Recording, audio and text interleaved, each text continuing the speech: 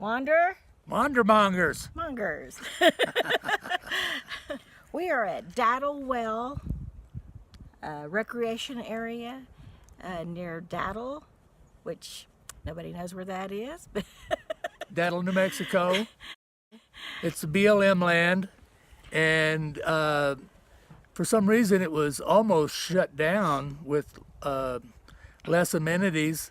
And then in the last few months, they've made new restrooms, new pad sites, water. It's BLM land that's very developed, but still doesn't have showers. But I don't know of any BLM land that has showers. No electricity. But it does have like 4 restrooms. Great. And we do have water. We were nervous all the way up here that we weren't going to have water. We have to We get have water available to us. water it's not available. right here at the campsite. We don't have any hookups at the campsite. But it's a whopping $2.50 a night. Some people would call that boondocking. I guess it is. Since we paid for it, I don't know. Well, we don't have hookups. It's got to be boondocking, right? Close enough. Yesterday, when we arrived, one of our neighbors flew a kite. That was kind of cool. And then off he went. Real interesting people we meet everywhere. This whole video is going to be a little bit of a catch-up video because we didn't put one out at Rockhound, and it's too cool a place to leave out. So we're going to talk about Rockhound. It was just a gorgeous place. We arrived on Easter, and we just like we feared, there really wasn't anything available. So they put us in a non-hookup site for the night, for the evening, and then they said they would have a spot for us in the morning. And it was a full hookup site for $8, sewer and everything. Long showers, yes. But the first night we were boondocking, right very near us was about 10 families enjoying Easter and barbecuing and hiding Easter eggs on the trails. That would have been very cool. And anyway, they were barbecuing, and they were locals, and they were playing music. Traditional Mexican music, but they were all laughing. It was very nice to hear laughing. It was very nice to. And lo and behold, here come a little girl, a young lady. 2 teenage girls. And they brought us food. Just so sweet. Yeah. So we listened to music and got fed, and it was a very enjoyable evening. And then at about 6:30, they packed up and left it really clean and everything else. And then a whole herd of deer went up the hill right behind them. A whole herd of deer. They must have just been waiting for that noise to die down so they could wander through. That was just really exciting to watch. Then we got our site, and we really didn't realize. It was the best site on the whole campground. Nice. It was. We were perpendicular. We were parallel with the road, so that gave us an unobstructed view Of the valley to Deming. It was a huge valley. It had to be 40 miles. Had to be at least. The people before us must have fed the birds, because as soon as we got situated, the birds were just yelling at us, so we had to go to Walmart and get a bird feeder and some seed. So we now have a bird feeder and hummingbird feeder. The cactus was just starting to bloom there at Rockhound, and so I was kind of getting excited about that. It was getting really pretty. The trail started right there at our campsite. So we hiked. They called it a botanical garden, but it was really just. Well, it started at the botanical gardens, and it was mostly cactus, but it was starting to bloom. And then it went on up to the hike. Oh, we found another rock, but I didn't take this one. I left it for somebody else that hadn't found one already. It was another colorful painted rock, and we just left it in place for the next person. But we hiked up, I don't know how many miles that trail was, maybe 2? Maybe 2. It wasn't that long, but it was steep. It was fairly steep.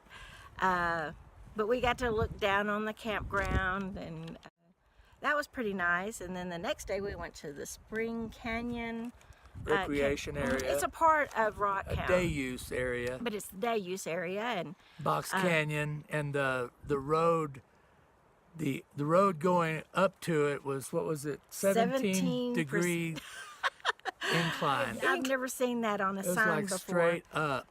Yes, it was. And there was 2 hiking trails there, but we only did one of them. And again, we did not, there were supposed to be ibex that were donated from the Iranian government. Apparently they're huge. There's like We saw their 600. poop. It was huge.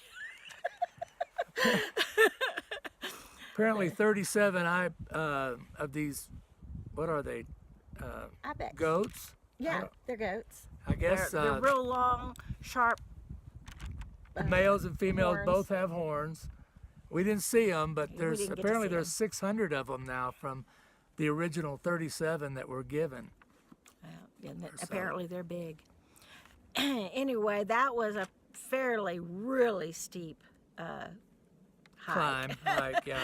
It was an old part of the day use area Yeah, that they had abandoned. they abandoned, yeah. It was probably washing out every time they turned around because it was so steep.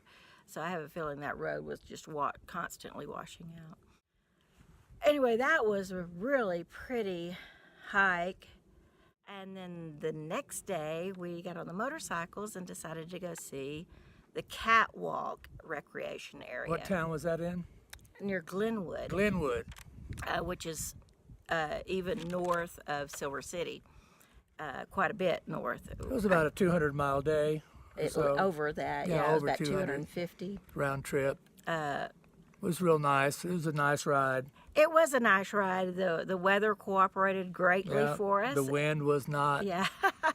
terrible. And when we got to Glenwood, Bruce was leading and he didn't know where to turn, so he pulled into this a parking lot that had a shade tree on it. And we really weren't paying attention to where we were. And so It was a senior citizen center. it was a senior citizen center, and they offered us lunch. $2 donation. Yeah. And they We were didn't like, take them "You're up just on in it though, time." because we didn't know how long it was going to take to do the catwalk and get back before dark. I so- needed to use their restrooms, so when I came out, by the time I came out, there was about 15 cars already there. And you know that there was, It was the whole town. it was the whole town. town. And you know we were taking somebody's parking place. We were under the only shade tree Yeah. there. So you know somebody was angry. Who are those stupid motorcycle people in my parking place? Everybody knows I parked there. Yeah, right. Yeah, I mean, we just know. Anyway, we declined. It was very sweet of them to ask us to join them, but we went on, and the road we turned on It was real go- small. The road real was real small, real twisty, and all of a sudden we come down into a low water crossing. It was water. Quite it a had bit to of be water. 25 feet wide or across this concrete Yeah, and it was spillway. It was a little bit more water than we had envisioned, but it was still. I decided it was safe. I went out there in my boots and decided I was. She gonna do it. decided, yeah. So he had to follow me. So we went across the first water crossing, and then we got another 2 miles down the road, and there was another one. And it was deep. And it was a little bit deeper. And but yeah, we got wet on that one. But the catwalk, what the catwalk is, They provided water for a generator or for anyway, it was a pipeline that they provided back in the 20s, and they had wooden trusses that they suspended it in this canyon, real narrow canyon. Box Canyon. Yeah. And then at some point they decided to leave the catwalk up, and the pipe was no longer necessary, and so now it's a national forest or BLM, I don't know. It's a recreation area, Yeah, but I think it's forestry land. Forest, yeah, national forest land, and it's just a neat It was very cool. suspended metal. So you walked on a metal catwalk all the way to the back of the canyon, Unfortunately, it gets flooded a lot, and that's the reason why they abandoned everything else in the past. Is it gets flooded through there and it washes. How many everything away. kids you say were there? Too many. There was, you think 50? I don't know. No, if there were not that, 50. No, but 30 there anyway. were probably 30 kids Little out there. And they were kids. totally enjoying themselves. Just so much energy. but- Made me tired just watching them. Yeah, they ran circles around us, and it was a lot of fun though. Yeah. But it was quite a jaunt. The last about the last half mile or maybe mile of the catwalk was damaged, and so they had to shut it down. But we got the most interesting part, Yeah. I'm sure. Really, really nice. The water was really running fast, and the walls were really tall, and it was real confining, but it was cool. Yeah, we really enjoyed the catwalk, and then we got to do the two low rock water crossings again, and we got back several miles, and there was this place that looked exactly like a saloon. Exactly like a saloon. It was real rustic wood on the outside, and even had hitching posts outside, and it had beer signs all in the windows that were lit. And Bruce said that was open. Yeah. Well, let's go back. Yeah, I could use a beer. We got back there, and it's a package store. It was a general store. But they didn't have much stuff. It was way underutilized. It was more like somebody's living room almost. Anyway, it was not what I envisioned. I said, "Can you drink on the premises?" And she went, "You cannot." And I was like, "You're not going to work for us." But she did offer. She didn't sell ibuprofen either, but she offered Bruce some ibuprofen or Tylenol. She went to her purse and got some extra strength Tylenol because I was done after the catwalk. It was pretty rough on me. Yeah.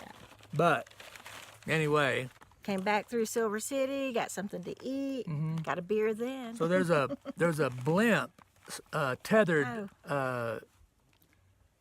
about 10, 15 miles from our campsite it was at south of Deming, Rockhound. and that's where. And a blimp, and then we forgot about it, and a couple hours later it was still there, and come to find out it's a drug interdiction radar, and it's that blimp. There's a bunch of them all across the I'd south never heard of such. Had you? of I'd never Texas. heard of such. I mean of the United States. And apparently there's a lot of them. The cartels are using drones now to bring the drugs in.